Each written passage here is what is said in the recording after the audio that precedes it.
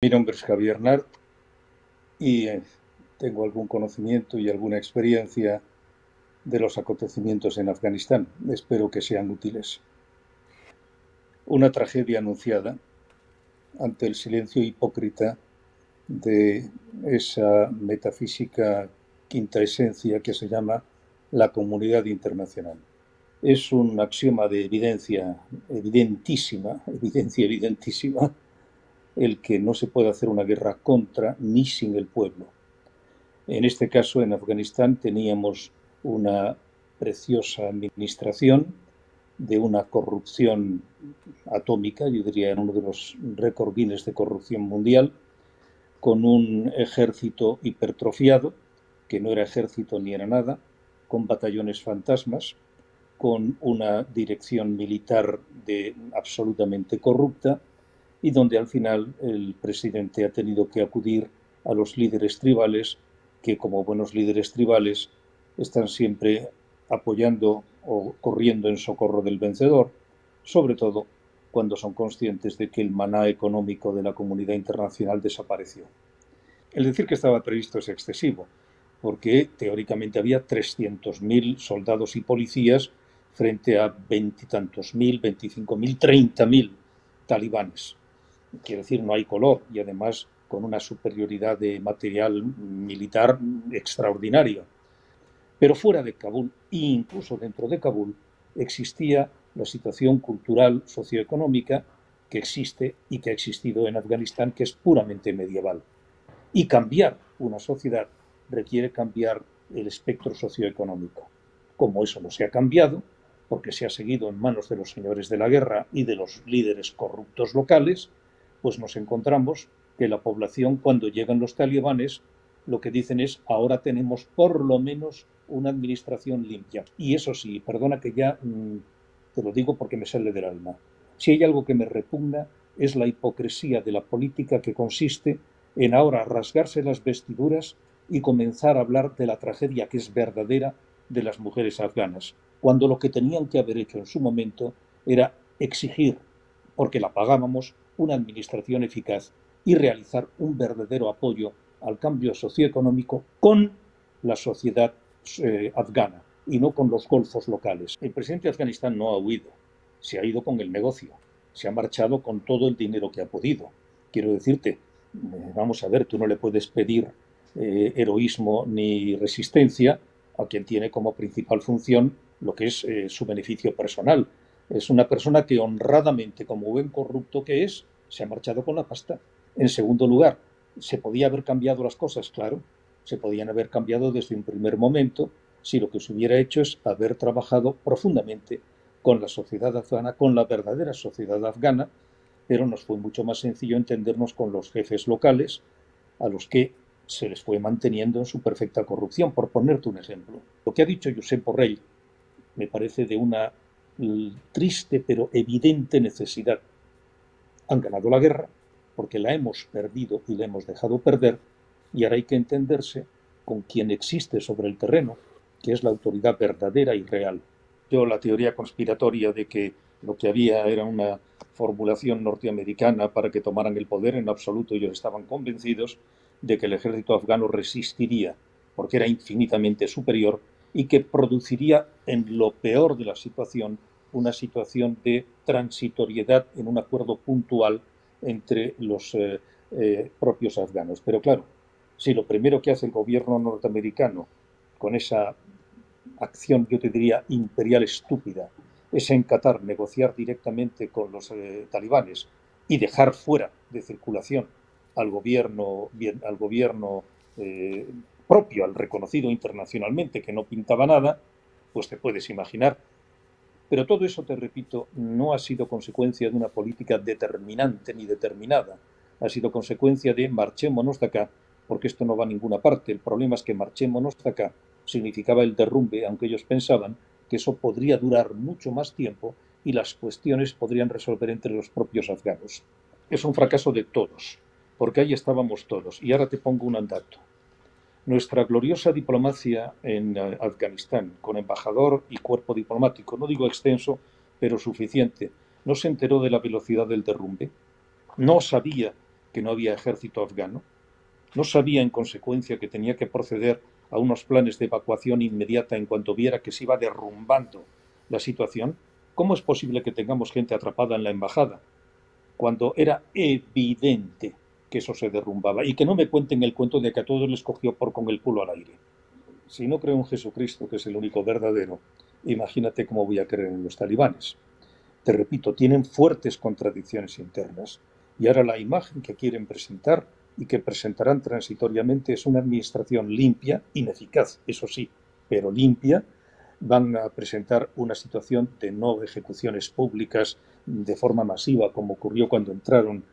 ¿Qué quieres que te cuente? El Valle del Panjshir es un valle tayiko que está a la derecha, al este del paso de Salank, que tiene una entrada muy complicada, pero que yo no creo que eso aguante demasiado tiempo y terminarán por llegar a algún tipo de pacto transitorio con los talibanes. Los talibanes, te repito, están hablando de respetar los derechos laborales dentro de la Sharia, de la ley islámica. Se nos espera mucho, sobre todo nos esperamos a nosotros mismos. Por ejemplo, el 19 de agosto, creo que es pasado mañana, o mañana, sí, hay una reunión del Comité de Asuntos Exteriores para estudiar el asunto de Afganistán. Esto es algo así, como si se reúne el Comité de Cirujanos del Hospital de la Clínica Mayo de Nueva York para ver cómo pueden curar a un muerto. Pues bueno, habrá un análisis, entonces lo que habrá son magníficas expresiones de solidaridad con las mujeres, saldrán los feminismos más conscientes, serios y profundos para hablar de la tragedia que es verdadera de la mujer afgana y en consecuencia produciremos o producirán, porque yo francamente esos debates estériles y profundamente hipócritas, pues ni voy a ir, ¿para qué? El Parlamento Europeo habría que preguntarle, óigame, ¿cuántas resoluciones hicieron ustedes sobre la situación en Afganistán, denunciando claramente la falta de una administración vinculada a la población y de control de los medios económicos y militares que allí estaban desarrollándose, además de maldecir a los talibanes, lo cual queda dentro de lo que es la ortodoxia tradicional? Así que ahora nos vamos a poner a denunciar lo que ha ocurrido en Afganistán. Mira, hay resoluciones del Parlamento Europeo que son tan útiles como la lluvia en el mar. Siendo verdaderamente refugiados, como son muchos, ya directamente tanto Francia como Alemania y la propia Unión Europea, lo que va es ayudar a los países cercanos para que se queden allí, que es una forma magnífica de decir, mire usted, yo soy solidario, pero solidario con mi dinero, pero no con mi sociedad, entre otras razones, porque hay que decirlo y perdón, es políticamente muy incorrecto, pero por lo menos yo soy claro. Lo que no se puede es pensar que Europa es el refugio universal de todas las persecuciones del mundo. Europa no puede ser el refugio económico o de solidaridad de todo el mundo porque no cabe. Cuando yo lo digo en el Parlamento Europeo, la que se monta es la de Caín, porque inmediatamente llegan todos esta especie de progresismo barato que lo que habla son de los principios, y yo estoy de acuerdo en los principios, pero también en los fines. Y ¿es posible hacerlo? Sí, hagámoslo. No demos una solución verdadera y no tengamos resoluciones filosóficas. ¿Podremos recoger a 800.000, 1.000.000 de afganos en Europa? Hay una cuestión que es muy importante y otra vez vuelvo a ser políticamente incorrecto. Es fácil integrar a quien viene de una cultura afín y eso no depende del color de la piel. Eso depende de los principios culturales. Por lo tanto, no tenemos en España el más mínimo problema en tener como asimilación, parte de nosotros, comunidades hispanoamericanas. En cambio, cuando vienen de una cultura, no hablo de una religión, hablo de una cultura diferente, se complica la cosa de una forma clara. Y se van creando guetos. Vamos a ver, tú siempre tienes que tener en política, yo no, el que quiera, ¿no? Carne de cañón. O sea, fusibles. Y por lo tanto, ante situaciones que no puedes controlar, lo mejor es que se queme el ministro. Y tú te colocas en él, espere usted que ahora llego. Y Pedro Sánchez es una persona que tiene unos principios escasos, pero unos fines absolutos. Y el fin absoluto es la permanencia en el poder. ¿A cambio de qué? Pues a cambio de lo que haga falta. Ahora, eso sí, para resistir tienes que llevarte por delante lo que significa pues, los elementos esenciales de estructuración social del país. Bueno, eso es secundario. Hay una dificultad muy grande y es que la alternativa tiene una fragilidad fundamental. en un territorio que es Cataluña, donde la cantidad de votos es muy esencial. País Vasco también, pero País Vasco tiene menos cantidad de votos. Bueno, no es mi ex partido. Yo sigo siendo fiel a esos principios y yo nunca me fui de Ciudadanos. Yo siempre he estado en Ciudadanos. Y en este sentido, sobre todo ahora que las cosas están difíciles, es cuando creo que hay que seguir siendo fiel a unos principios fundamentales que son los principios de una administración neutral. Le doy crédito a los resultados. Cuando también dejé la militancia de ser persona con carnet, pero mi militancia personal, de hecho en las últimas elecciones en Madrid, allí estuve. En este momento creo que somos necesariamente útiles. Sí, por una razón, porque como digo, el principio fundamental de Pedro Sánchez es el fin, ser presidente. Y con nuestros votos hubiera sido presidente con mucha más comodidad. ¿Tú has visto en algún momento ministros que públicamente se critiquen unos a otros y que en realidad tengamos la oposición dentro del gobierno? Bueno, pues esto a Pedro Sánchez le deja fresco, porque mientras se maten los ministros entre ellos y se desacrediten, pero él queda por encima del bien y del mal, en La Mareta, en Lanzarote, que es un lugar excelente. Mira, hay una frase de Zapatero que es bastante hortera, aquello de el futuro está escrito en las nubes. ¿Te acuerdas, no? Pero decirte, nosotros hubiéramos dado un indulto, pues depende en qué condiciones. Sinceramente te lo digo, no lo sé. Y que el indulto ha servido para algo. En este momento en Cataluña ya no se habla de las historias independentistas. Es más, los independentistas están a la greña entre ellos. Otra cosa es que las personas que creemos en la Constitución también estamos a la greña. Eso es lo que es terrible, ¿no?